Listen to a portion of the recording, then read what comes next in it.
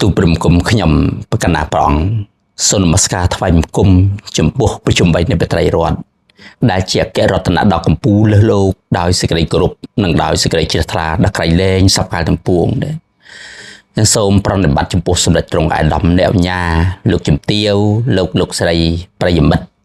បណ្ដាកវីបណ្ឌិតព្រឹទ្ធាចារ្យសីលវ័នសីលវតីឧបាសកឧបាសិកាទាយុទាយិកាបងប្អូនកូនក្មួយស្រីប្រុសទាំងអស់ដោយសេចក្តីគោរពដោយសេចក្តីរាប់អានដ៏ជ្រាលជ្រៅហើយនេះទូលព្រះបង្គំខ្ញុំកដាខ្ញុំនាំយកនៅអត្ថបទថ្មីមួយទៀតគឺសេចក្តីឃ្លាវខ្លារបស់សេខបុគ្គលមាន5យ៉ាងដើម្បីបានទុកជាបទពិចារណាសិក្សាថ្លឹងថ្លែងស្វែងយល់និងអភិរម្ភក្នុងដំណើរជីវិតរបស់យើងដែរហើយផ្ដើមចេញពីការកំណត់ដឹងថាព្រះអរហន្ត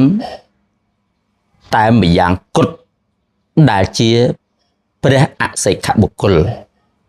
ក្រៅពីនោះសូម្បីបុគ្គលដែលបានដល់នៅអរហត្តមគ្គញ្ញាណហើយក៏ដោយក៏ឈ្មោះថាជាសិខបុគ្គលដែរគឺគួរដល់ការសិក្សាពិចារណា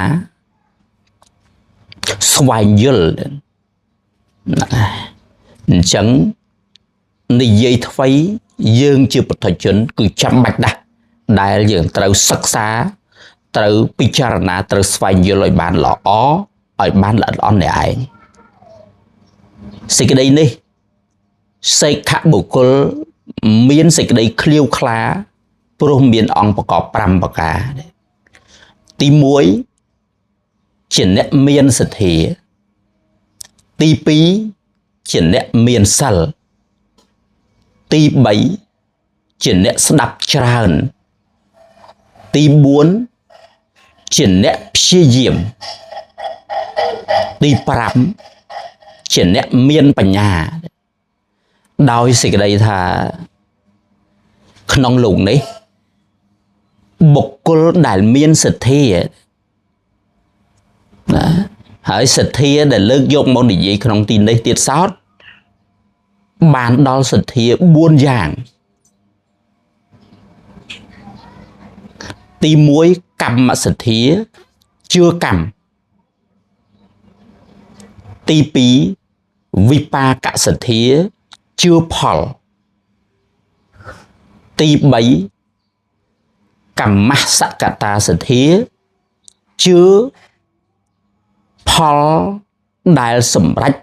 កើតអំពីកម្មដែលខ្លួនធ្វើដោយខ្លួនឯងនិងទី4តថាគតពោធិសទ្ធាជឿនៅការត្រាស់ដឹងរបស់ព្រះសម្មាសម្ពុទ្ធដែលព្រះអង្គដល់នៅត្រើយអនុត្រាភិសម្ពោធិញ្ញាណគឺជាលទ្ធផលនៃអភិវិហាបុណ្យបារមីព្រះអង្គកសាងសន្សំផ្ទាល់ព្រះអង្គឥតមានអាទិទេពទេវៈអិនព្រំណាជាអ្នកប្រគល់ផ្ដល់ថ្វាយនៅព្រះសព្វយុត្តញ្ញាណចំពោះព្រះអង្គឡើយនឹងសទ្ធាដែលត្រូវលើកយកមកដើម្បីពិចារណាគឺ4យ៉ាងនេះអ្នកដែលមានសទ្ធាទាំង4យ៉ាងនេះក្នុងដំណើរជីវិតទៅជាអ្នកឃ្លាវខ្លាជាអ្នកអង់អាចជាអ្នកឃ្លាវខ្លាអង់អាចមិនដាក់មុខសំយ៉ុងទេណាចំណែកឯអ្នកគ្មានសទ្ធាទាំង4ប្រការនេះគឺមិនមែនជាអ្នកឃ្លាវខ្លាជាអ្នកអង់អាចក្នុងបណ្ដាអ្នកប្រាជ្ញឬសប្បុរសទាំងឡាយឡើយ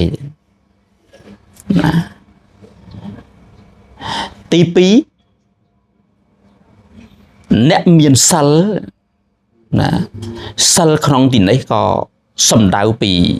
និច្ចសិលគឺសិល5នឹងជាដើមទៅតទៅមាន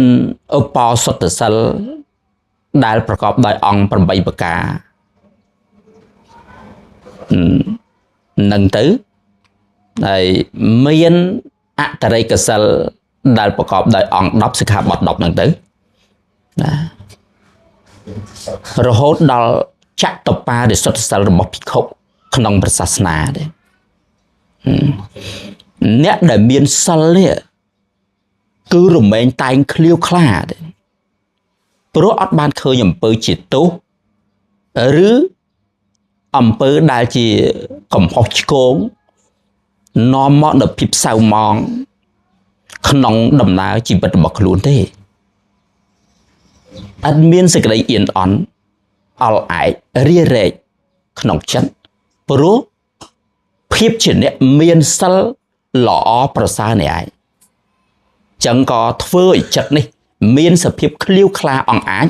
khăn nông cần đá chùm nông này nè pra chữ sắp bỏ từng lại chùm này ai nè không miên sal mình ban sầm lăng bình đất mình ban thắtនៅក្នុងសខាដោយល្អគឺជាអ្នកដែលមិនអាចឃ្លាវខ្លាកើតទេមិនអង្អាចទៅកើតទេដោយសារមានការពិចារណាឃើញភាពជាទោសកំហុសឆ្គំឆ្គងភាពសៅហ្មងនៅក្នុងដំណើរជីវិតរបស់ខ្លួនឯងដែលមានជាប្រក្តីណាហើយទី3អ្នកមានការស្ដាប់ច្រើនកាលដែលទទួលនៅការស្ដាប់ច្រើនដឹងច្រើនយល់ច្រើនចេះច្រើនមានបទពិចារណាក៏ច្រើនចម្រើនដោយពុទ្ធិល្អហើយការស្ដាប់ក្នុងទីនេះទៀតសោតគឺការស្ដាប់ពីអ្នកប្រាជ្ញរាជបណ្ឌិតទាំងឡាយពីសប្បុរសទាំងឡាយពីអ្នកទ្រទ្រង់នៅគុណទាំងឡាយព្រមបណ្ដារាល់ព័ត៌មានដែលស្ដាប់ព័ត៌មានខ្លះស្ដាប់មកមិននាំមកនៅប្រយោជន៍មិននាំមកនៅសេចក្តីចម្រើនមិននាំមកនៅសេចក្តីថ្លៃថ្នូរក្នុងដំណើរជីវិតទេអញ្ចឹងការស្ដាប់នេះគឺជាឈ្មោះនៃការស្ដាប់ដ៏ល្អស្ដាប់ក្នុងធម៌វិន័យប្រព្រឹត្តទៅប្រកបដោយហេតុផលពិតក្នុងដំណើរជីវិតស្ដាប់កិច្ចការដែលប្រព្រឹត្តទៅជាប្រយោជន៍ប្រព្រឹត្តទៅដើម្បីសេចក្តីសុខដើម្បីសេចក្តីចម្រើនទាំងឡាយក្នុងដំណើរជីវិតកូនណា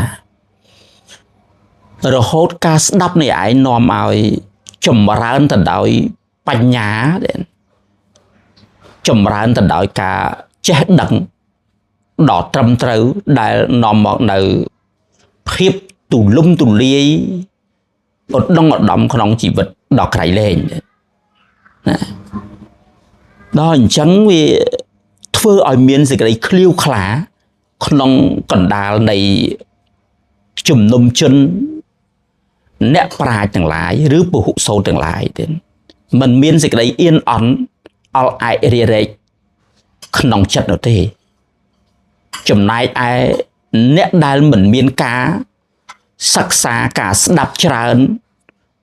មិនបានទទួលយកពុទ្ធិចំណេះដឹងច្រើននេះកាលដែលចូលទៅក្នុងកណ្ដាលជំនុំនៃមហាជនអ្នកប្រាជ្ញឬសប្បុរសទាំងឡាយក៏រមែងមិនអាចឃ្លាវខ្លាកើតឡើយរមែងមានសភាពអៀនអន់នៅក្នុងចិត្តរារែកអល់ឯកនៅក្នុងការនិយាយស្ដី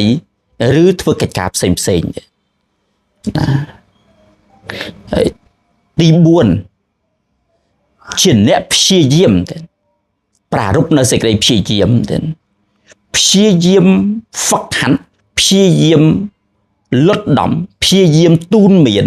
កាយវិជាចិត្តរបស់ខ្លួនឯងកាលដែលឃើញសភាពឆ្គាំឆ្គង